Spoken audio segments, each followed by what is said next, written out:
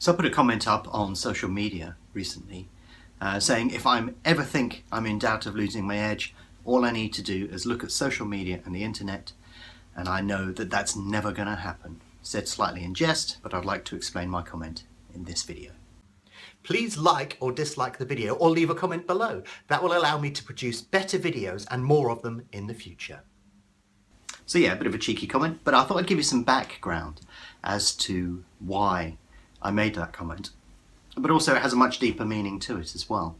And you look at some of the commentary that goes around, and everybody knows social media is a bit of a jungle. But it sort of extends out into the internet in general. And it's an observation really at how daft people can be.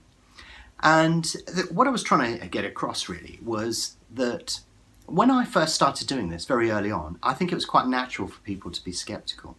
So you would expect people to doubt something that had never been done before. And when I realized what the opportunity was, I thought I want to do this for as long as possible, do as well as possible, and this is going to be what I'm going to be an expert at. So I worked incredibly hard. You know, I did it at a difficult time. I sacrificed what was a good job to pursue this, and I had a young family, had 3 young children, and by all accounts everybody thought I was completely mad. But I realized that it was an opportunity, and everything that I'd done in my life prior to this just happens to meet at this particular point. So this was it. This was the moment. But naturally you expect people to be skeptical, and you know, I got a lot of stick in the early days because people would sort of say not possible, can't do it, you can't teach people to do it, blah blah blah blah, and so on and so forth. And you sort of expected that. But I remember, you know, sitting there doing really well and getting these jibes and thinking, oh, you know, ouch, that hurts, because, you know, you're actually sat there doing it and there's somebody saying, no, he's not, he's a complete fake, blah, blah, blah, blah, blah. And you're sort of thinking, well, that's, you know, that is just bizarre. And it was shocking back then. But of course, you know, everybody realizes now that that's the way that the internet works, and there's not an awful lot you can do about it. But, you know, wind forward all of this time, and I'm now in my 17th year. And I've pretty much covered everything that you could ever possibly think of. So, you know, I've traded the markets, put decent money through it, earned decent money from it, done it on a scale that nobody's done it before, analysed the markets in great depth. And not only have I analysed them from a pricing perspective in terms of how should a market be priced, I've analysed it from a trading perspective. So how should a market be traded? Why does this happen? Why does that happen? What happens here? What happens in the next 100 milliseconds? What happens in the next 5 minutes, 2 hours, and so on and so forth. So I've really gone into incredible depth to be able to understand exactly what's going on at any one point. But despite that, you still get given grief. And where it used to shock me in the past, it amuses me now, because I'm just sort of thinking, how could you be so stupid? You know, why would you make a comment like that when it's pretty obvious that I must have done that? And it got me thinking a little while ago about why that occurs. And when you look down at the core level, it actually turns out that it's a basic psychological flaw. I've spent a lot of time in the last few years, I'm trying to understand psychology, because, you know, one of the curious things that I've learned is, you know, you can say to somebody, here's something that works, and they go, no, it doesn't. And it's like, well, it does, because I'm doing it right now. And I've been doing it for ages, and I can explain all of the detail as to how this works. I can, you know, lay out a wonderful mathematical formula that describes it beautifully and is beyond, you know, question. And they're saying, well, no, it doesn't. And I'm sort of thinking, well, yes, it does. You know, what do I need to do to prove this to you? But the fact is, there are a lot of people that just will not accept it. And it's funny when you see that. But it also tells you that that's why inefficiencies exist in all markets permanently. Because when people base decisions around things that they're attempting to do, or they give an opinion to somebody about something, what they actually do is they don't think about it objectively. What they do is they form that around the world that they know. It's a very insular way of doing things. And if you look at a lot of the commentary that you sometimes see, that is what you're viewing. It's not actually that the person is telling the truth, but it's also not that they're necessarily telling a lie. They may just not realize that they're doing it at that particular moment in time. What's actually happening is that they can't come to terms with what they're looking at, so they view it from their own world perspective. So I had a discussion, in inverted commas, over a long period of time with somebody, And they were talking about how I was picking, doing certain trades with such amazing regularity that it was impossible. And they gave a very long and detailed list of proof as to why it was impossible. But the fact is, I was doing it.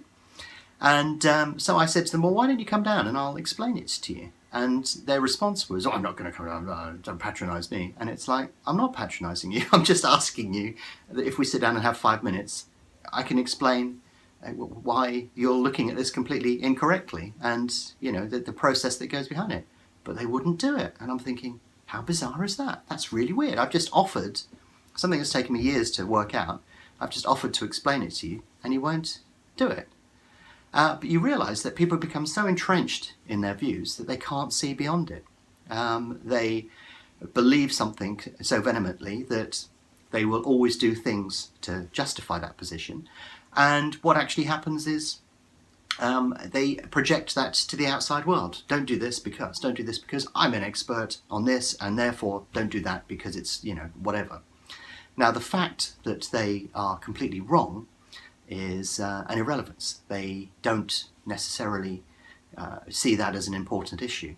But that's why you see biases in the market. There are biases that I've seen in the market over a very large number of years that continue to exist. And the fact is, there's no way that they should exist, because when you look at it logically, when you break it down into its component parts, you think, well, that doesn't make any sense. And yet, it still exists within the market. And I think that it will exist forever.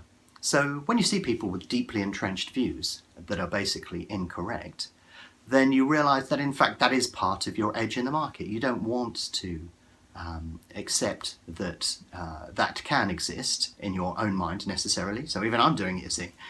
But the fact is that it does exist. So if you acknowledge it, then that at least can explain some of the weirdness that you see sometimes in the market. It also explains, where some of those edges come from. You need that process to exist in the market. Otherwise you wouldn't have a market. If everybody was beautifully logical and thought things through and, made themselves open, then the market wouldn't exist the way that it does now. It's a counterpoint of many different views and processes, and everybody sort of happily coexists with it.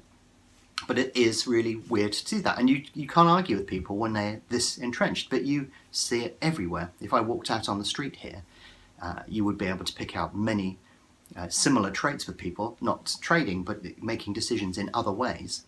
And you see the same thing repeating time and time again. People have this view of the world, and they're not really willing to step outside of that. And they make their decisions and their comments based upon that view of the world, regardless of whether what's on the other side is true or not. They don't particularly care. But the problem is, it's a real issue. And if you slip into that mode of thinking, if you're not open-minded, then you will miss endless amounts of opportunities. All the best opportunities that I've found have been through being completely open-minded. I've met some really interesting people by just saying, don't know who you are, but you sound interesting, let's sit down and have a chat. But also, opportunities. Somebody left a comment on a video the other week where they were saying, oh, why would you do that? It doesn't make any sense. So it actually made me go back and have a look at some of the data that I had. And I was thinking, and I spotted something completely new. So in fact, just by reappraising stuff on a regular basis, you very often find a way forward.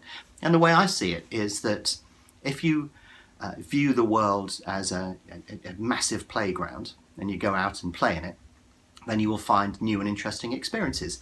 But typically, I think the best analogy is, imagine that you open a door. Now, you don't have to open the door. You could stay inside your own world and never open that door, but you'll never know what's on the other side of the door. And the fact is, when you open that door and you look through, you will find another door. Not only will you find a room full of interesting things, but on the other side of the room, you will find another door.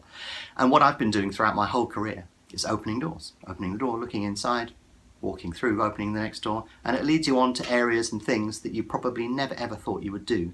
And it's magical when you find those little moments where you go, oh, amazing, I'd never thought of that before, and I've discovered that, and probably somebody else has never thought of that before. And in reality, somebody probably has.